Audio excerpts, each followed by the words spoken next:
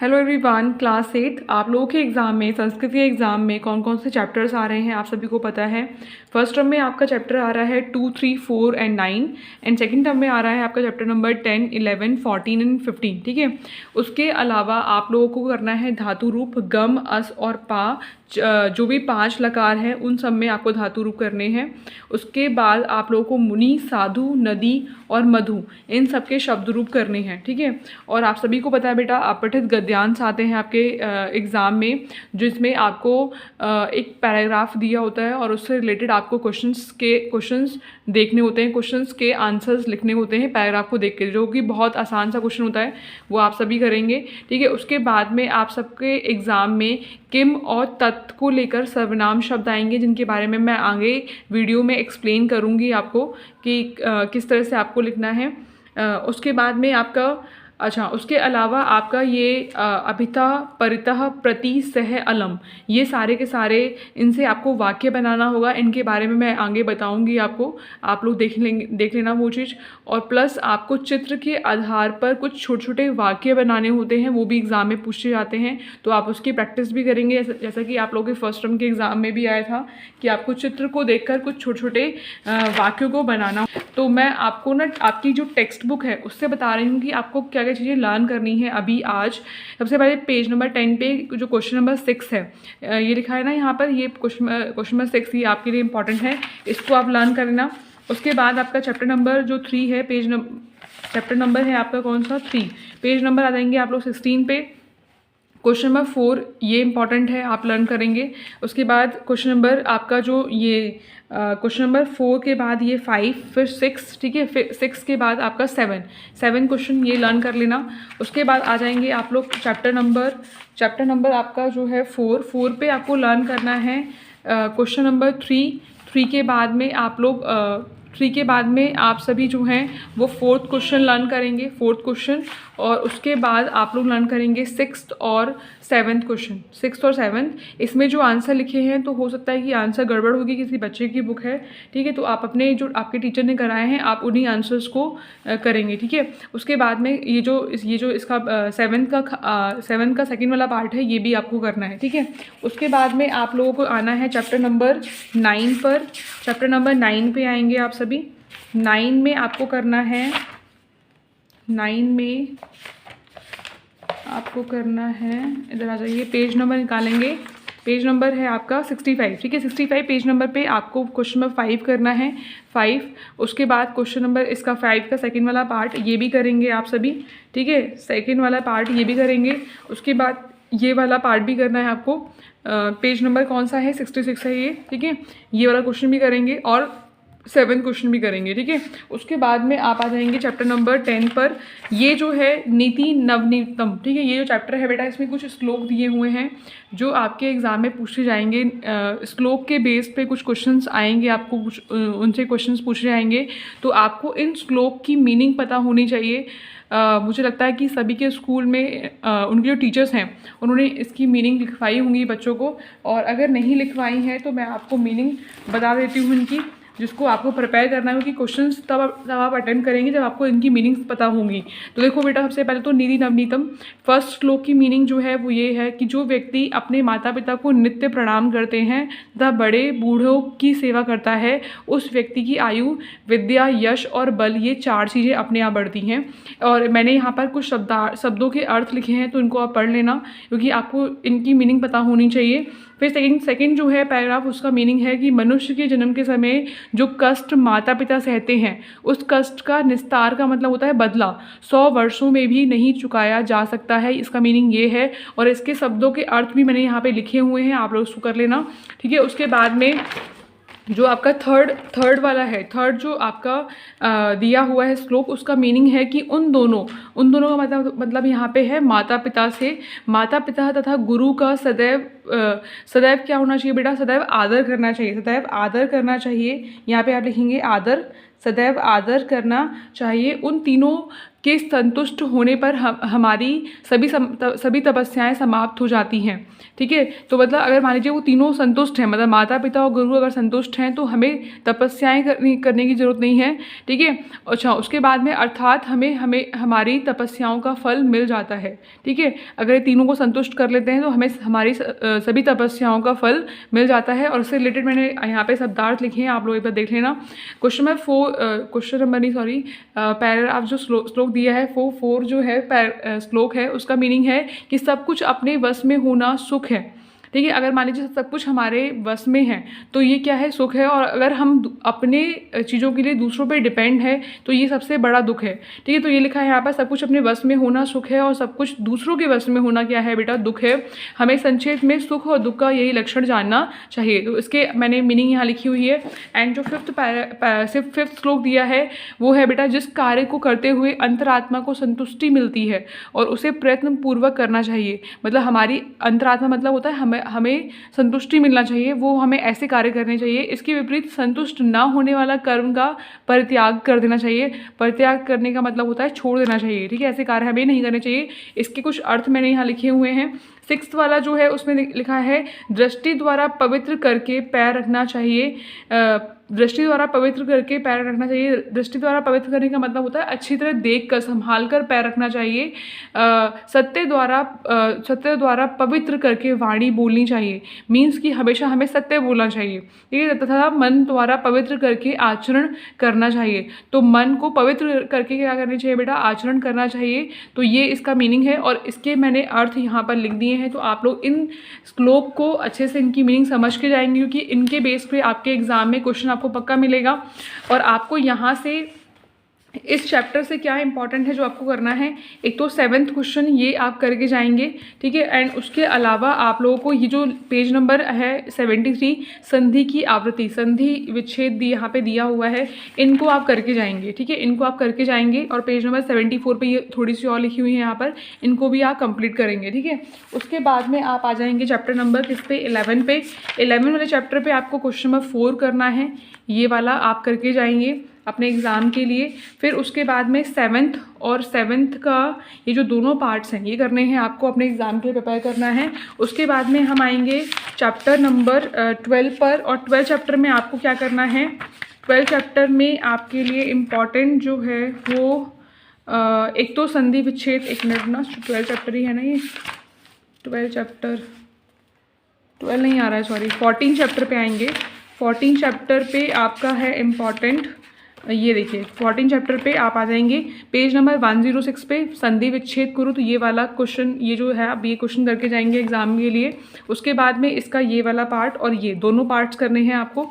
ठीक है, उसके बाद में आप करेंगे जो 15 चैप्टर है प्रहेलिका, इसमें आपको करना है बेटा एक तो ये वाला 4th क्वेश्चन। ठीक है, ये वाला 4th क्वेश्चन, ये 5th क्वेश्चन करना है। और इसके बाद में आप लोग विलोम शब्द करेंगे एंड इसके बाद में ये वाला। ठीक है, ये आपको करके जाना है और ये वाला क्वेश्चन करना है। ठीक है, इस संधि से आपका एग्ज़ाम में पक्का संधि का क्वेश्चन आएगा एग्ज़ाम में। और आपके लिए जो संधि इंपॉर्टेंट है वो 3 संधि हैं। पहले तो आपके लिए स्वर संधि इंपॉर्टेंट है जो आपके एग्ज़ाम में आएगी। स्वर संधि के अलावा आपको करनी है यड़ संधि और उसके बाद आपको करनी है गुड़ संधि। ठीक है, गुड़ संधि मैं आपको तीनों संधि जो है वो 1 बाय 1 करके बता देती हूँ। सबसे पहले देखो बेटा, दी संधि में आपको पता है, अगर मान लीजिए कहीं पे भी आपको आ दिख रहा है, छोटा आ फिर छोटा आ फिर क्या हो जाएगा, बड़ा आ। छोटा आ और बड़ा आ मिलके बड़ा हो जाएगा। अगर बड़ा आ है छोटा आ है तो इसका भी बड़ा आ बन जाएगा, और दोनों अगर बड़े आ है तो भी क्या हो जाएगा, बड़ा आ। ठीक है, इसको समझने के लिए हम एक एग्जाम्पल ले लेते हैं।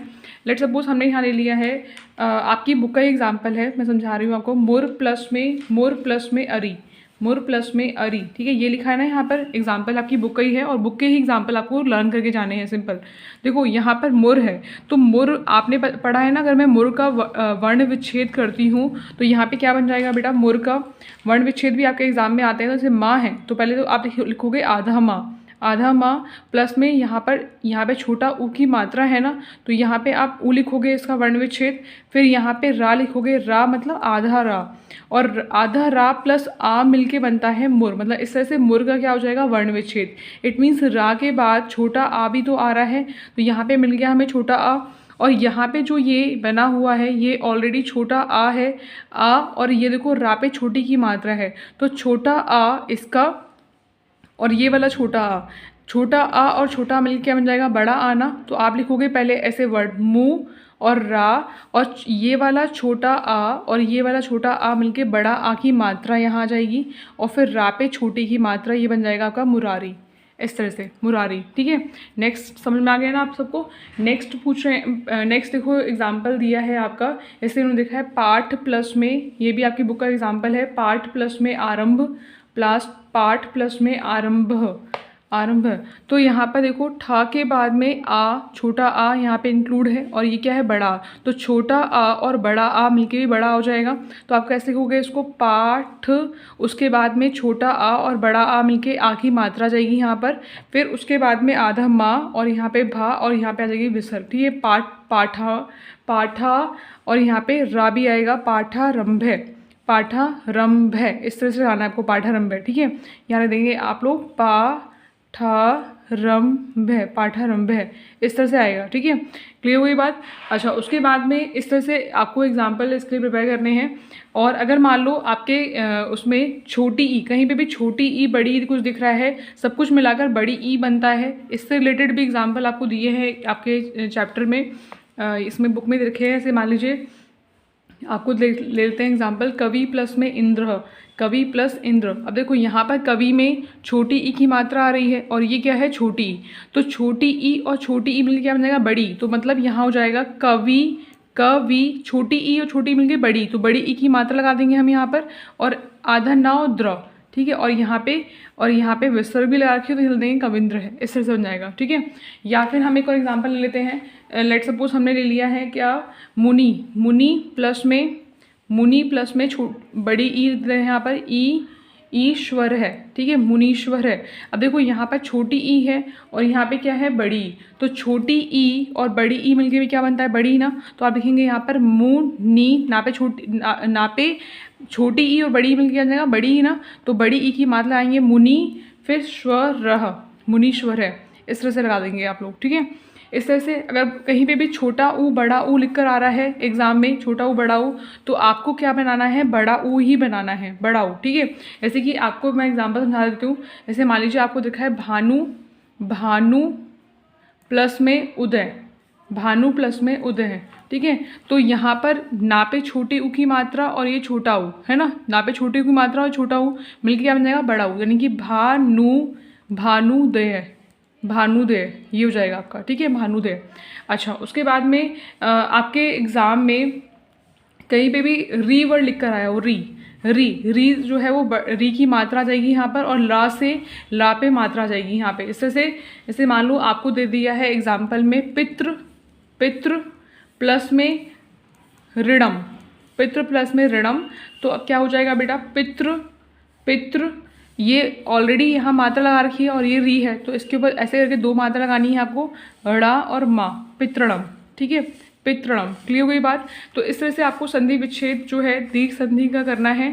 ठीक है, और उसके बाद आता है बेटा आपके पास में क्या, यड़ संधि। ठीक है, यड़ संधि के लिए याद रखना, यड़ संधि के लिए आपको क्या करना है, यड़ संधि के लिए याद रखना कि अगर मान लो छोटी ई आ रही है, तो छोटी ई और बड़ी ई मिलके या में कन्वर्ट हो जाती है, और छोटा ऊ और बड़ा ऊ मिलके वा में, और री जो है वो रा में, और रा जो है वो ला में कन्वर्ट, ला मतलब आधा ला। ठीक है, आधा ला।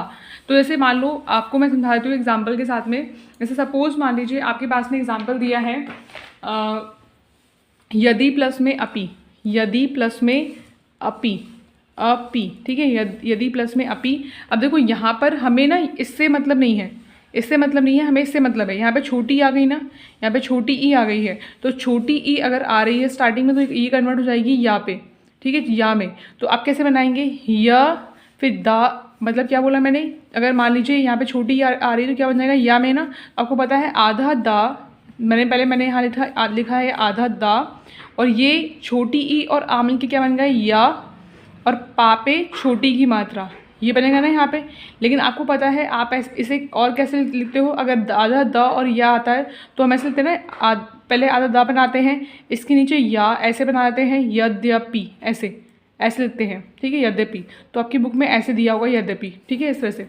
क्लियर। अच्छा मान लीजिए अगर सपोज मान लो अगर आपको इस तरह से दे दिया जाए मही प्लस में इंद्र, मही प्लस में मही प्लस में इंद्र नहीं सॉरी, सपोज मान लीजिए आपको दे दिया है बेटा वधु प्लस में आगमनम, आगमनम, ठीक है, आगमनम।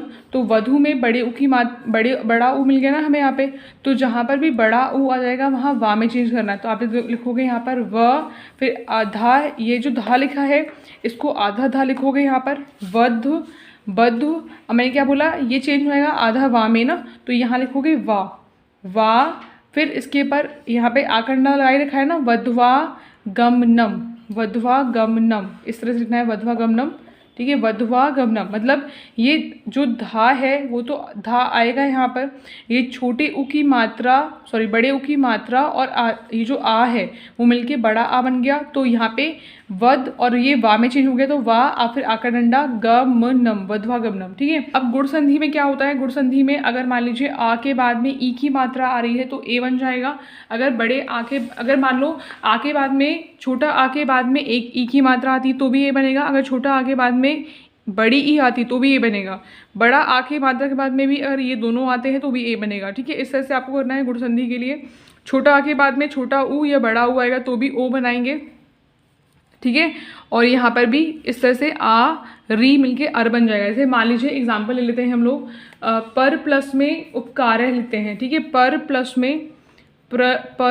में उपकार है, उपकार है, तो यहाँ पे क्या बन जाएगा बेटा, पर प्लस में उपकार है। तो मैंने क्या बोला, पर मतलब छोटा आ रहा है ना, और यहाँ पे क्या आ रहा है, छोटा आ और फिर क्या आ रहा है ऊ, तो क्या बन जाएगा ओ ना। तो लिख देंगे यहाँ पर क्या, प रा के बाद में छोटा आ है और ये क्या है ऊ, तो रा और मतलब यहाँ पर छोटा आ और ऊ मिलके क्या बन जाएगा ओ।